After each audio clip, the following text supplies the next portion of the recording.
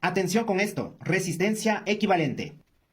Miren, si las resistencias se encuentran conectadas en serie y queremos hallar la resistencia equivalente, basta con sumar el valor de todas las resistencias. Pero si las resistencias están conectadas en paralelo, debemos saber que 1 sobre la resistencia equivalente es igual a la suma de los recíprocos de las resistencias. Ahora pasamos a la capacitancia equivalente.